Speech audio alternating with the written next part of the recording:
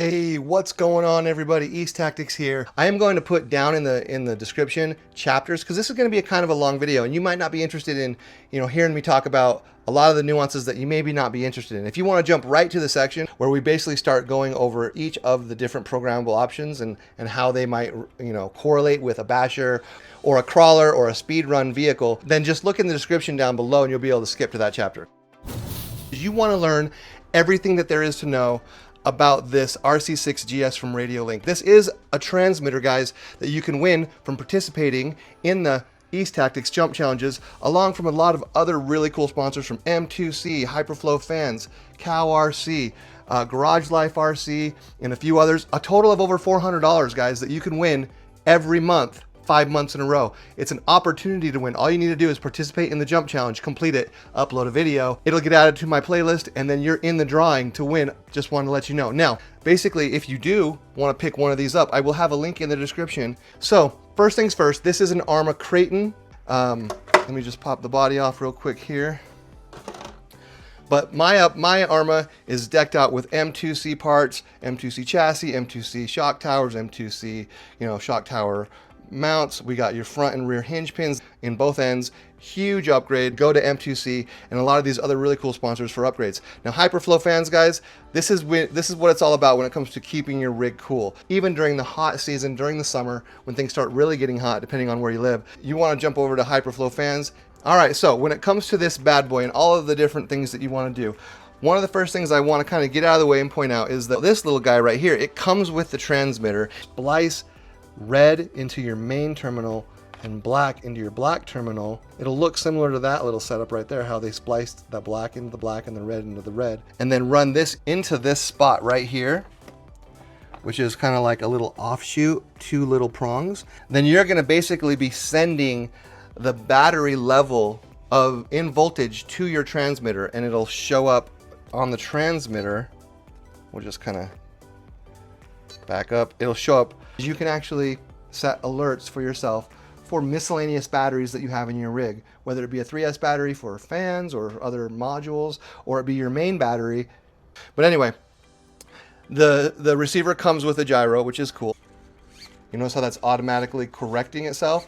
It comes preset to channel 3 right here on this dial. I do like to experiment with it. If I'm in like rocky terrain or gravel or things like that, I might turn it up a tidbit just to experiment with it to see if I like it. I'll actually try to pay more attention while I'm out there bashing and filming to kind of use it and talk about it a little bit in the future. But anyway, the receiver comes with a gyro, which is cool. It also comes with 7 channels. Instead of just having your basic throttle, your basic steering, and like 1 extra channel, you have the ability to plug in a whole bunch of things to this receiver. I mean, the sky's the limit. If you want to control a Wench on a crawler, or if you want to control different lights like front headlights and rear headlights, you can set things up to different components on this thing like switches. You've got an on and off switch right here that I'm currently using for lights. You'll notice that channel 7 is that button right there that I was showing you on the side. Like, this is a little silhouette that I drew, and just kind of take note of that. You have A, B, C, D, channels 3, 4, 5, and 6, and 7. Now, it doesn't say this on here, that's why I kind of drew it in. Channel 4 is A, channel 5 is B, channel 6 is C, channel 7 is D. And you'll kind of know what I'm talking about when we get into the details of the programming. So when it comes to this whole row here, you're going to set your transmitter in a specific mode, which in my case, it's a red. You'll notice it's a red light right there. Mode 3 right here is PWM with gyro. PWM is for ground vehicles. And so ultimately what we want is mode 3, which is gonna be the red indicator, and you have the gyro activated. At the end of the day, there's a little tiny button, right here on the side of the transmitter that you can't really see because it's kind of hiding it, but it's right there in between the 2 antennas. You're gonna press that thing in quick succession, and ultimately it's going to change to different colors. If you watch this video right here, I might even just clip to it real quick. All right, so the green light, this means that ABC is off. Okay, now I'm going to go ahead and switch it to mode 3 by pressing the button 3 times in quick succession. 1, 2, 3. Now it's red, and watch. Now it is possible for the phase of the gyro to be in reverse or not right for your vehicle. So the best way to see that is when you go left, the vehicle is also turning left, assisting. So right now the phase is actually off. What you do to reverse it is basically hit the button twice quickly. Ready? And that will just switch the phase. Okay, I just tapped it twice, now watch. Now the phase is correct.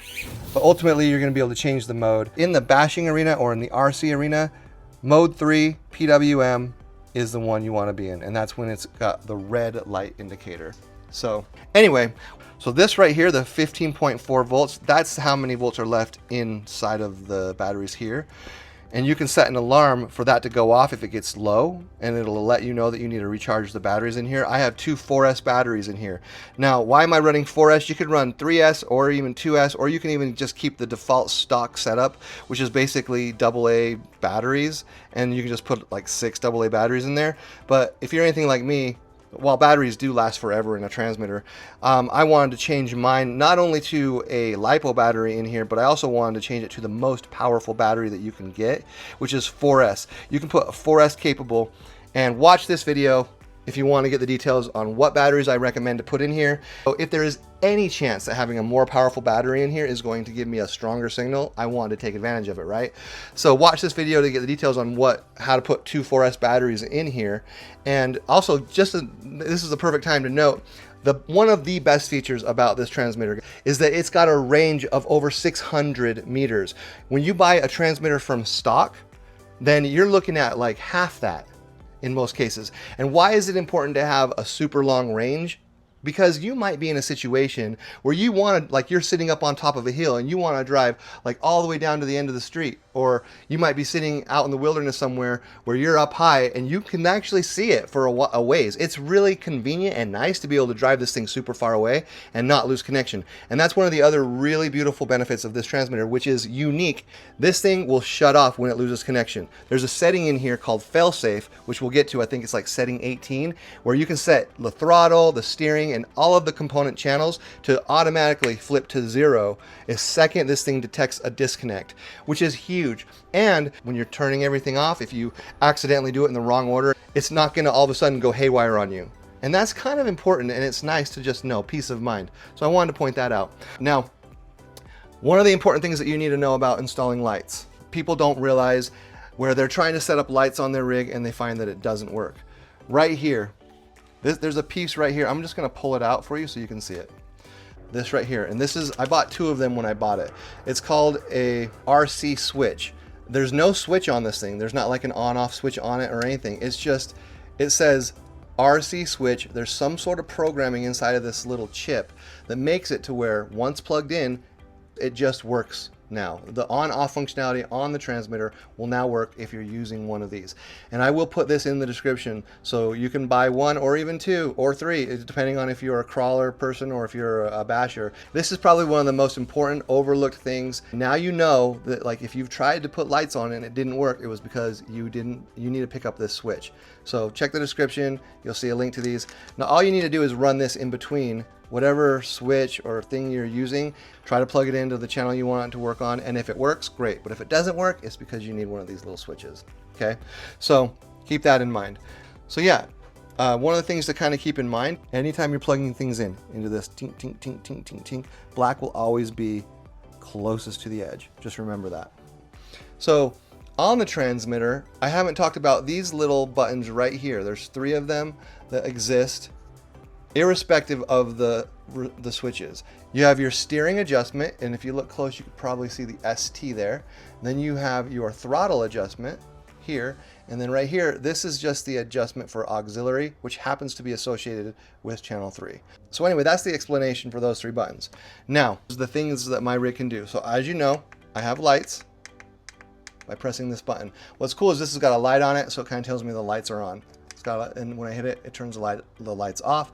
So that's cool. Now, this switch right here, now you'll notice when I back up to this setting, when I move this switch, unlike the other one, you don't see anything moving. Forward, middle, back, nothing's moving until I press this button. When I press this button down and hold it, notice channel 5 is empty, but when I press it, it comes on. So I have this button set to deactivate channel 5. Channel 5 is empty. I don't use anything in channel 5, and so I'm not using anything for this button. However, if I was a crawler, this channel 5 would be where I would plug in to the transmitter. I'd plug my Wench into my channel 5, and then when I accidentally bump this, it won't accidentally turn on my Wench. You don't want to accidentally press this. So you notice nothing is happening unless I press this button down. So the Wench I'll let the Wench out, I'll leave the Wench neutral for off, or I'll pull the Wench back in, and it only is working while my thumb is pressing down right here to hold that down. So that is a use case for the Wench, which again, when we get to that setting, I'll show you how I set that up. So anyway, this is set, so when I go backwards with it, I can give this to my daughter, she's only like 10 years old, and I want my RC car to go really slow. That's full speed. Now, if I put it in the middle, it's at 100%. This is me using my RC rig. I want it to go as fast as possible, and it's good to go.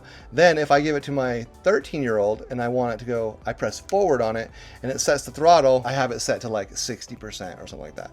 So anyway, that's cool. So I have that button set for 3 ranges, and I'll show you where I went in to set that. I use the EPA, the endpoint adjustments for my servo, with the same functionality as this one that throttles my gas. So at the same time that I set that unique feature on this button, I also set my endpoints in all 3 of those phases. So my servo is protected from going too far forward and too far back. Endpoints are important. We'll get to that here in a minute. Other than that, again, any other nuances, I will bring that up as we go through the setting. Okay, now for the fun part. Showing you all the individual settings and showing you how to program and set them up. I'm going to go into the detail that you need to know, and we'll even do some like experimenting and talking about each setting and what I've done as far as out in the field when playing with these settings, and whether or not I felt like they were useful or not useful, whether or not they need to be on or not be on, type of thing. This is the home setting here. Now by default, you're going to notice up in this corner the name of the rig that you've got currently set up, the connection in bar quality, and this right here, 14.4 V, is the amount of energy left in the batteries that you have. The name of the transmitter, your steering, and your throttle, those details. Again, hitting back shows you the movement in real time of each channel as you press the buttons, which is really useful to do. Now, in order to get into the settings, you press and hold these 2 buttons at the same time. Bam. Now, setting number 1 is language. Super straightforward. I'm just going to click enter on it. You'll notice that you have English. You can change this to whatever language you're in. And then right here is the version of the transmitter. This is the latest version of the transmitter. Watch this video right here. I'll link it into this spot. If you need to update the firmware, it's pretty straightforward. Now, hitting back, we're going to go down to model.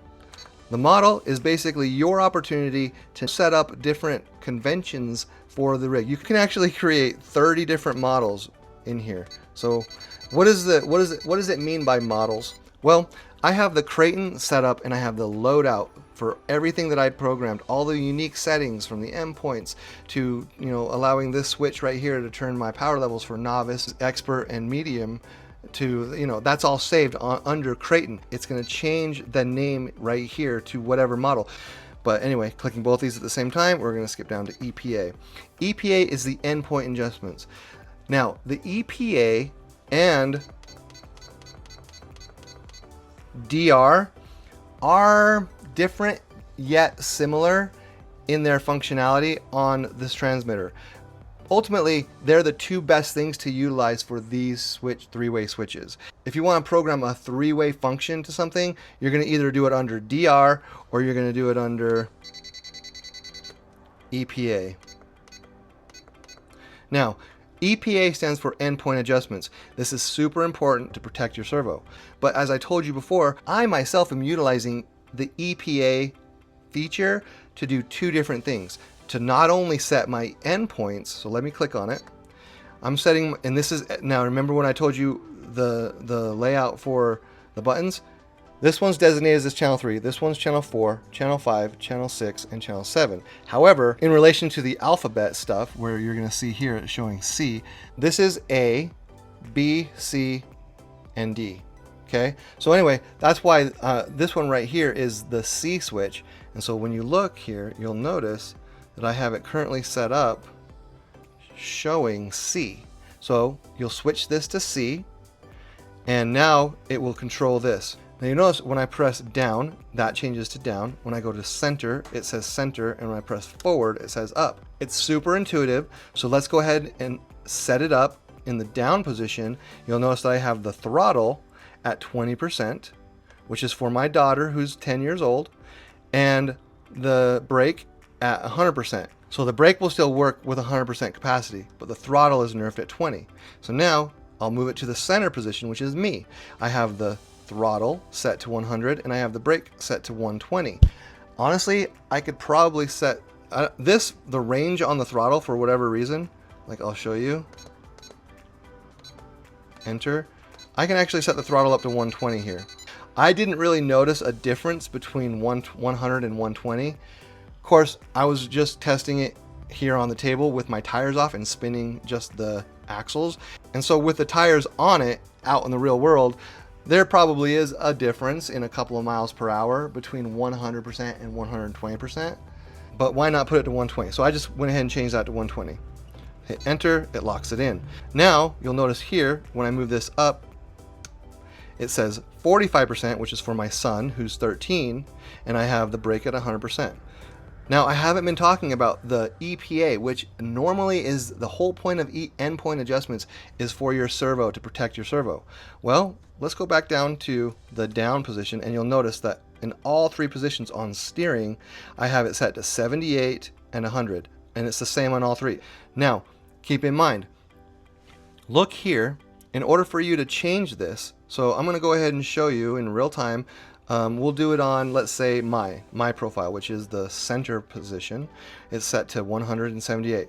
78 happens to be in regards to this butt stop. It needs to stop at 78 or else it will damage my servo. Now, what's funny is going backwards the other way. You can kind of see it moving the other way there. So here's my two directions. Going toward the butt stop, 78. Now, you have to hold it like I am right now and then adjust it. So I'm going to go back. I'm going to hit enter while it's flashing. Now, see it moving? Now I'm going to move it back to 78. Now, what's interesting, to set the endpoints for the opposite direction, you would think maybe it would be 78 also. However, that's not the case. Yeah, you can go beyond 100. So it's not like I just don't care that there's no butt stop here and I just want to keep going. There's still a butt stop that exists in the steering itself. It's hard to see when you have tires on. Take the tire off, just look at the hub itself, and when it stops moving is the moment that you want to stop as far as the endpoint setting goes. So now that that's set, I just needed to rinse and repeat that for my daughter setting, my setting, and my son.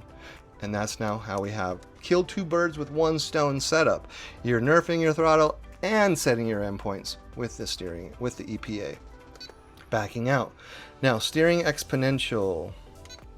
Steering exponential, you'll notice I have this set to -100. Now, a little tactic for this controller, when you click on any setting and you want to go back to default, clicking on it, it flashes. Now it's ready to be changed. If you hold these both down at the same time, it's going to set it back to the default position. Okay, so why did I choose to set it to -100? Right now, the steering, you'll notice how it deviates right here. You'll notice that it's perfectly in sync with my controller. However, and this might be something that you're interested in doing if you are a speedrunner, you might be a little twitchy with your hand, or you just want to kind of protect yourself from oversteering too easily.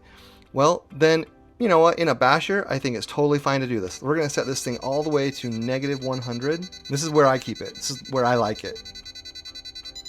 This means that I have actually a range of movement where it's, notice how I'm moving it and it's not impacting the steering. it's so negligible that I just feel like it helps, it dampens my twitchiness, if you will. And so now, but I can still do very easily full steering left and right.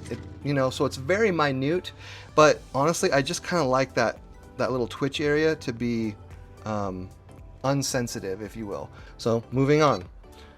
Now we're gonna go to steering speed. Now steering speed has to do with how quickly the rig turns. So, and how quickly it turns and how quickly when you let go, it returns back. So it's off because in my opinion, you don't really need to mess with this if you're a basher, because you want the literal one-to-one relationship of your steering to just exist. But now if I were to really nerf this thing and I put it to the highest setting, which was 8, watch how slow this thing turns. Look how slow that turns. Then we're going to move down to this one and we're going to set the return speed. Now I can turn fast. Watch how slow it comes back when I let go. That is slow. Like, why would you want that? I don't know. Maybe in a crawler situation you'd want, but to each their own. Okay, backing out. Now we're going to go to throttle exponential. Throttle exponential is an interesting one. It's got 4 different settings, because there's not only hidden inside of the throttle exponential is actually a brake exponential. So anyway, there's 3 ways to change this setting. Now in a basher, I don't really like to change this setting in any way. I like my throttle to be immediate when I pull the trigger, because I like to do backflips and things like that, and I don't want there to be a delay when if I decide to do a backflip in the middle of the air. I don't want there to be a delay of power. So I leave all 3 of these settings ultimately alone, and I don't mess with the curve, the VTR version, or the exponential version of the throttle exponential. However, if you did want to mess with them, it's just 3 different ways to impact the throttle.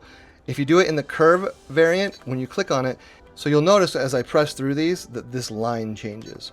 So that means at that vertice, you can set the power level. In order for any of these settings to actually work, then you need to turn it on. So basically it's just kind of like a sliced way of impacting your throttle. Now, why would you want to impact your throttle? This is in a scenario where you're a speed runner, but if you wanted to basically make it to where when you pull the trigger, you can literally pull the trigger all the way down, and then your vehicle will kind of like shifting of a gears, like, you know, in a stick shift. You can fine tune it to where you can maximize your launch off of the starting line. Now the VTR is a little different. We'll click on it. The VTR version is just a little different way of doing the same thing. So basically it gives you the opportunity to set a point where the speed comes quicker, that you know as soon as you get to the 50% point, the TGP, that you can just be full throttle and it's not going to do a wheelie, it's just going to go. That point might be different for you and your rig. So you might change this line by going down to enter, going down to the TDP, and then moving this line to a different spot. It might not be until you get to the 75% of your pull that you know that you're not going to do a wheelie based on how powerful your motor is. You can literally let it jump. So that's just, it's the idea. Like, honestly, I myself don't have a need to super fine tune any sort of takeoff racing scenarios, but you might. So, all right, so now that one's off, we can back out of this. Now the exponential, instead of having slices or having a middle point that you can move left and right to like impact your tuning, you can instead do it on a curve under exponential. Now you'll notice this one, you can turn it on. So we'll go ahead and turn it on. Now as I move this one, it just changes the whole thing into a curve. Nobody would ever do this type of curve. This is basically full gas off the starting line, doing a standing backflip. Like literally, I mean, when you pull the trigger, it's just gonna be like immediately fast. Why would you want that? I don't know. So we're gonna go ahead and put it back to 0, and then we're gonna go the opposite direction. Now this might be a situation that you might like. You might wanna do this, move it back to the regular, turn it off. So then the last one is the brake exponential. So there's A couple of places where you can kind of mess with the braking. There is one really cool thing that you can do when it comes to braking that I'm going to show you. And it doesn't happen to have anything to do with this particular exponential. However, I will show you kind of how it works. When you click on it, it's set to obviously 0. Let's just kind of see what happens when you click on it and you move it down to all the way to 0. All it really does is it kind of it makes the first 25% of the braking movement on the trigger obsolete.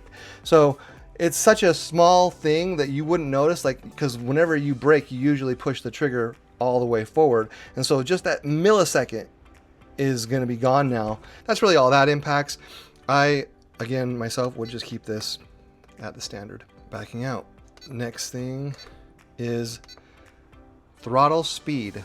So throttle speed, speed 1. When you enter that and then you turn it on, now that I have it set on 8, watch, I'll literally pull my trigger.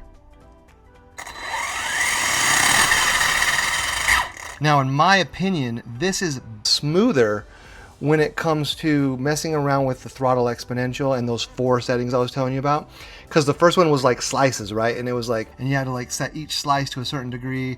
And then the other one was a vertex, which you had to like pick a middle point and then pick when you want the gas to turn on quick. And then the third one, which was the more useful one, the actual exponential, worked on a curve.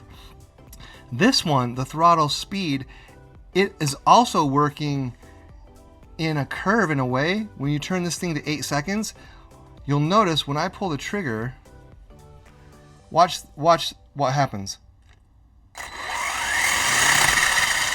So it literally, in a very kind of build up way, kind of does exactly what you'd want a throttle exponential to do.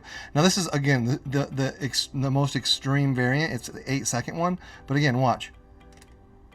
There's a delay there though. That delay is sort of, I don't really like the delay, but it is interesting once it starts moving how the tire will on its own with a full trigger pull ramp up. Watch. Now I could have obviously kept going to where the tires balloon out to no other, but I don't really want to do that on my table. That was with it set at the 8-second mark. Now if I do it at the 4-second mark, the same concept applies. That delay is still there. It's a little bit less delay, and then it ramps up 50% quicker. And again, you can keep notching this back all the way to 0.8. At that point, it honestly feels very similar to just the stock setup. So that's what happens with the Speed 1. I think the 0.8 and the 0.4 have the most kind of interesting use case, maybe particularly for a speedrunner or somebody that wants to not jet off the line, taking off smoothly and just going, and you're not getting out of control. I honestly kind of like this a little bit more than the throttle exponential and the vertex and the curve. I like throttle speed for this. Now there's 2 variants of this. I'm going to turn this off, change this to 2. Now you have the same concept where low and high, and then you can kind of set that middle point. So this is very similar. If I were to back out of this and go back to the throttle exponential, go into it, it's very similar to the forward VTR, where in this one you pick that middle point. Yeah, I don't know, like it's still not as smooth though. So let's back out, go back to this, and in Speed 2 we can make that center point, you know, the 50% mark or whatever. So to be completely honest with you, I probably wouldn't mess with the Speed 2 and trying to kind of put a line in between these 2 ramp up stages, but we are going to turn it off and leave it alone. So backing out. Now ABS. ABS, it stands for anti-lock brakes. And I'm going to put something up on the screen here that's going to show you the instructions, but anti-lock brakes is exactly what it sounds like. It's literally trying to use the transmitter and the brains within the transmitter to impose a sort of anti-lock brake system.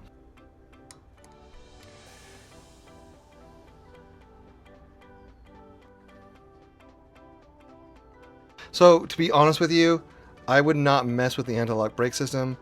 Remember how I was telling you earlier that I have a really cool thing that I figured out when it comes to the brakes to really maximize the brake level that you want to have on your rig? mostly using the standard ESC brake system, but being able to turn up and turn down that brake system. And I'll explain that when we get to that one. So we're going to turn it off. All right, moving on. Acceleration. Now, acceleration, I did notice that I felt like I was getting a little bit of what felt like a cogging or a stutter on the initial throw of my trigger. I also noticed that the issue got slightly worse whenever I had my ESC punch all the way maxed out. I'm not sure if it has to do with the size of my tires, the weight of my rig, or the size of my pinion with this setup, but I felt like I was getting a little bit of a stutter whenever I was pulling the trigger, initially.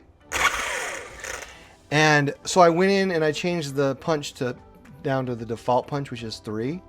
And then I made sure that this setting right here was at 30%. I do recall, like, when I pull the trigger, I want it to be kind of like immediate. However, when messing with this, I change this to 0.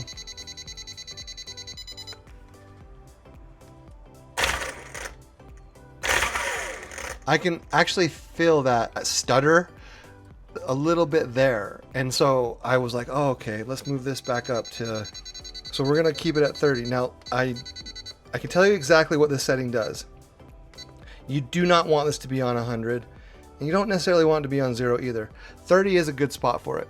What it does is it makes the car go from 0 to hero, meaning you're gonna find that if you have the acceleration turned all the way up to 100, that in the first 50 or in the first 30% of the trigger pull, you're gonna already be going, like, it's gonna be like wheeling on you when you don't want it to. You want, as you pull the trigger, for it to gradually get faster and faster.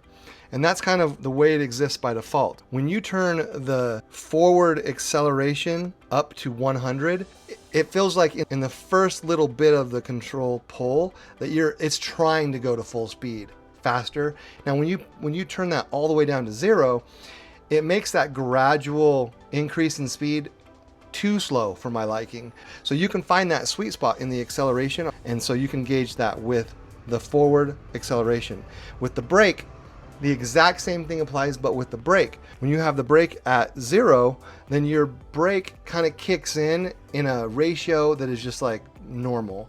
But when you turn this thing all the way up to 100%, it almost makes the brake happen a little too fast when you push it all the way to 100%. I mean, maybe 30% would be ideal for this as well. Like, I wouldn't be opposed to switching this to 30% and leaving it at 30, because I feel like it's just gonna be like a happy medium of when the brake happens. Okay, so I'm gonna leave these both at 30, but it's the 0 to hero, how quickly the pull of the trigger for going forward, and it's 0 to hero for how quickly the push of the trigger initiates the brake. That's what this setting does. Backing out. All right, now idle up. This is 100% to do with like gas powered rigs.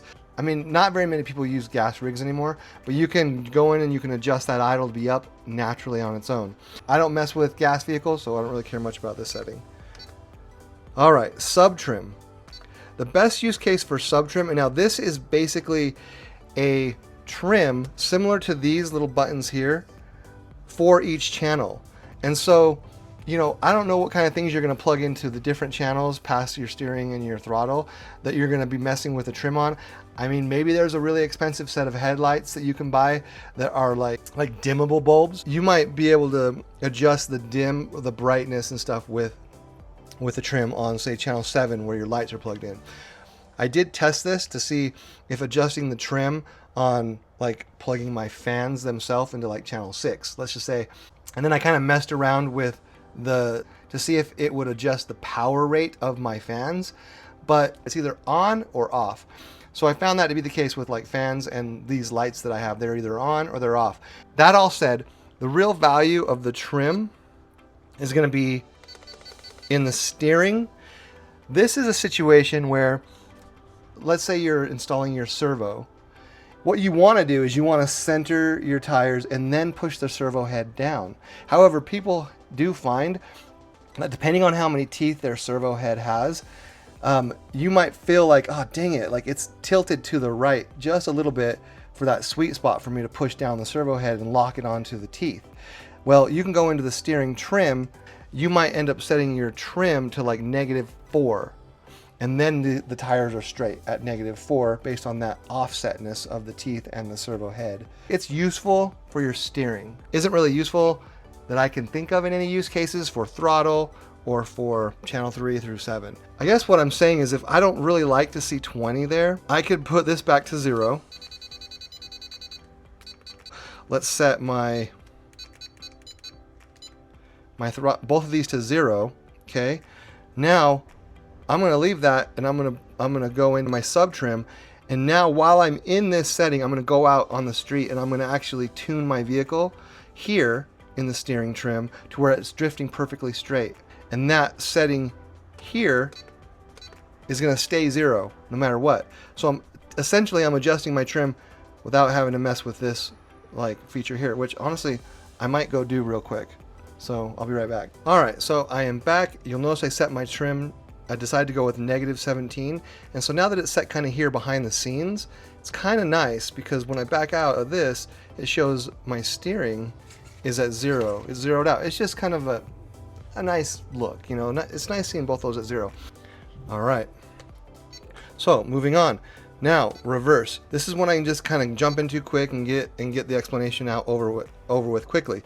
This is basically being able to reverse the polarity of every channel. The real use of this is on the throttle.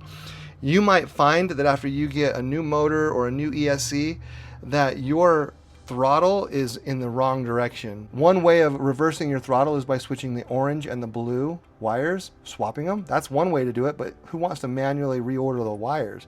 If it needs to be swapped, you can do it from your controller instead of having to go into the ESC and use something like this to switch the polarity of your motor. You can just do it in your controller. Just convenient. And that's really the biggest use case for this setting. Backing out, going down. All right. DR, dual rate. Dual rate is probably the #1 place. This is a fancy setting. This is a clutch setting that people that want to have nuances, particularly with these two 3-way switches, similar to the EPA. Dual rate, when clicking into it, has the same beautiful loadout. So now you can program this one, which I have currently set. Oh, okay. So right now I have it set to SWA, and then I have channel 5 set to 0. This is that tactic for protecting your, let's say you have a crawler and you have a wench, and you want to protect the wench from being activated. You'll notice when I press this button right here, which is SWA, I switch this to SWA to allow, in essence, I can use SWA to turn the power off on any channel. You notice when I press it, it switches between the up position and the down position when I hold it down. Now, interestingly enough, I also made it to where it turns my steering off, just because I was like, oh, that's interesting. I can make it to where, you know, let's just say in the middle of a jump, I do not want to accidentally turn my tires left or right. So if I press this down while I'm in midair, while it's pressed down, I have no steering.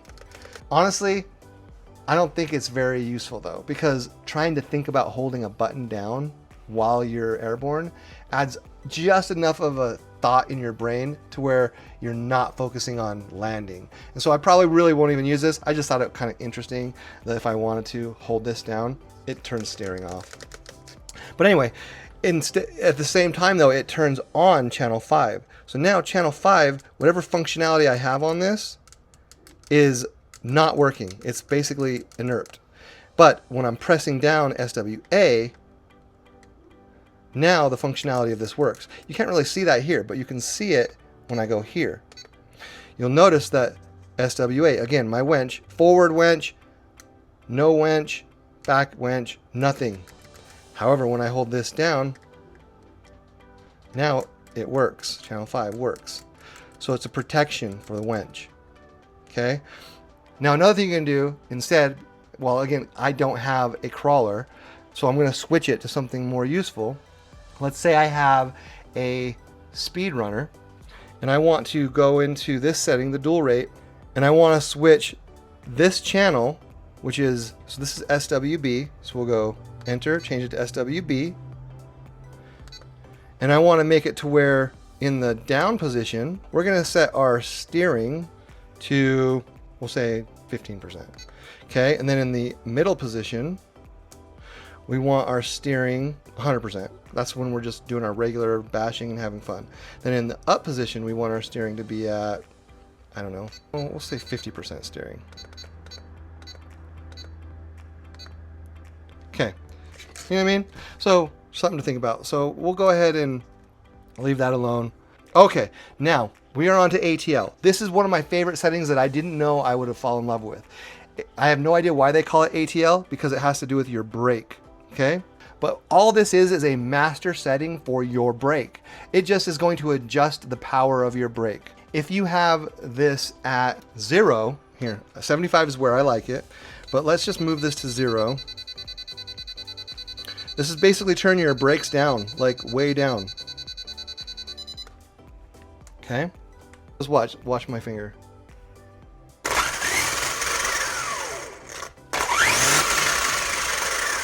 My brakes absolutely suck. They're like not even working.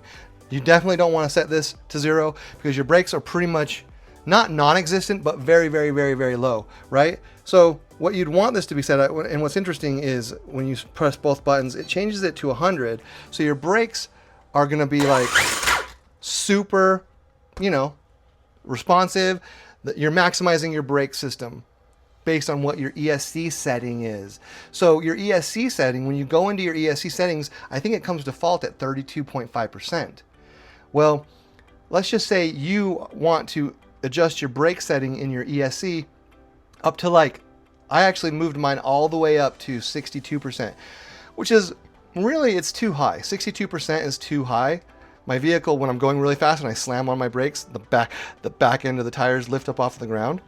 So, but that's okay. It's okay that I have my ESC setting at 62% because I can tone it down with my controller to my perfect level. So the idea here is to set your brake system on your ESC too high, and then you have the ability to tone it down as much as you like here. So I found my sweet spot, and this was for me going out there and like basically making sure that my back tires don't lift, like going pretty fast, you know, getting up to a good speed and then hitting my brakes and then wanting to stop as fast as possible without my back tires coming off the ground.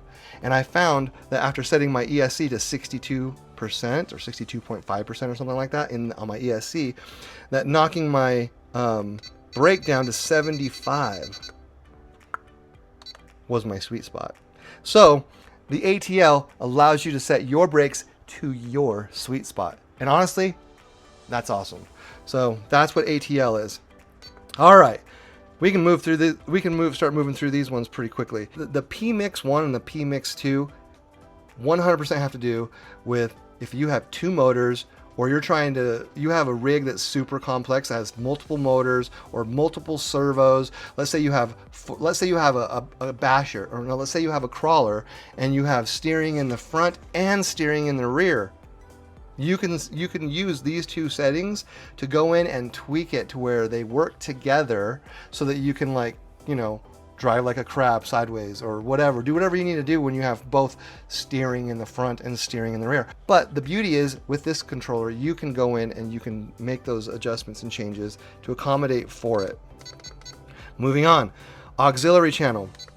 Now, the auxiliary channel, this is an interesting thing. This is kind of like when you have a controller for a video game and you go into the settings for the controller and you want to reprogram the buttons to do different things.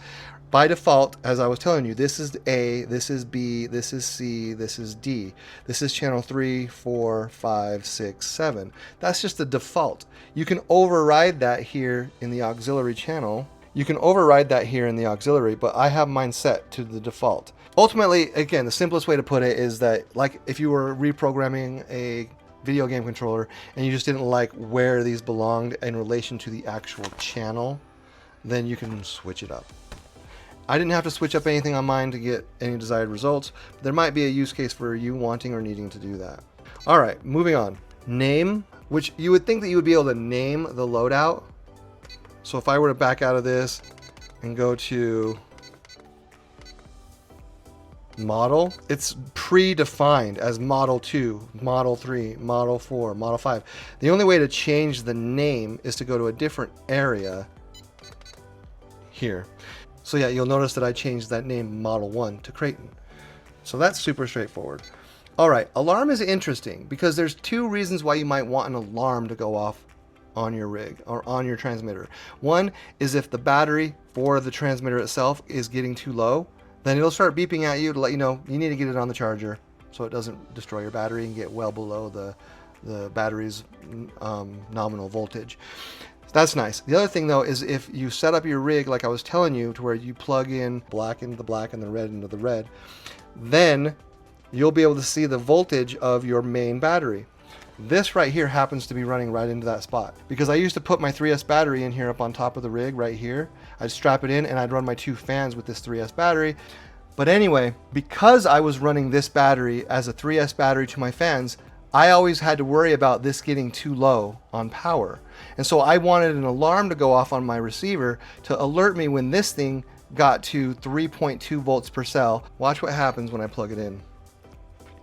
12.6. Now, the alarm, this is where the alarm comes in. You go in to your settings and you hit your alarm and you can set the TX stands for the controller.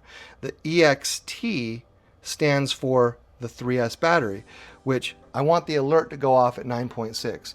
Now, I do plan on getting this wire, pulling it out and plugging it into my main battery because now I want my main battery to be reflective of what shows up here. So I set the alarm for this to be 20 volts and then it'll start beeping at me. So I would rather my controller start beeping at me to let me know when I need to swap out to my next one. And it can, and that's one of the beauties of this transmitter, whether it be a 3S battery for fans or other modules, or it be your main battery. All right, moving on. The gyro. The gyro is automatically set to VR, which is this thing right here. Everybody uses it for the gyro, so I wouldn't really mess around with it. We're just gonna keep it that.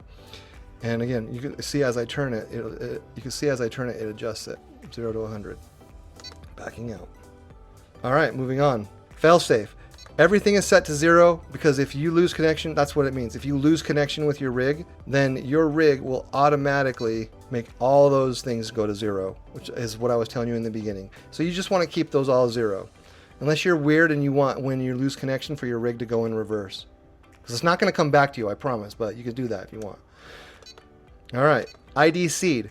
Now this is an interesting thing. The ID seed. Yes, you can program up to 30 rigs for different setting loadouts. However, if you want to control more than one RC car, all you need to do is go buy another one of these receivers, and these receivers are cheap. You can buy a receiver by itself and plug that receiver into another rig, and then you can buy a whole fleet of receivers, plug them into 10 different rigs, and you can literally control all of your RCs with this controller and just create 10, different loadouts in the beginning. What is it, feature 2? You can program them all uniquely, and then you can simply change seeds. So when you click on this, you basically just go in here and switch to that vehicle on the fly. So that's seed. DSC has to do with like head-mounted displays, like gyro sensitivity, like plugging into this thing right here, that thing has to do with that. Not going to get into it, never going to mess with it. Timer. This is basically if you want to create a timer for yourself. Let's say you're a circuit racer and you want to time your laps. You can go in here, create timers for yourself, and reset. The reset just simply resets everything on the controller back to 100% ground zero. It might even undo the firmware. I doubt it though, but it will reset all the settings back to default. So, and that, my friends, I do not want to do. So we're going to back out of that. And that, my friends, is all of the miscellaneous settings and their nuances and use cases for what you can do with this rig. I hope this video was helpful. I mean, you and I both know it was a super long video. Take advantage of the chapters that I put in the description. And God bless you, man, for watching this thing if you watched it all the way through, because this thing's a tank of a video. Anyway, guys, it was a pleasure going through and learning all this stuff for you so that I can give you all the details on this amazing transmitter receiver. And just keep in mind too that this is the version 3 of the RC6Gs. Radiolink has another higher grade receiver transmitter combo that's a bit more pricey, a bit more fancy. The screen is bigger, it's color, but I guarantee you that almost every single one of the settings that we went over here are going to be very similar on that transmitter than they are on this one. All right, guys, until next time, East Tactics out.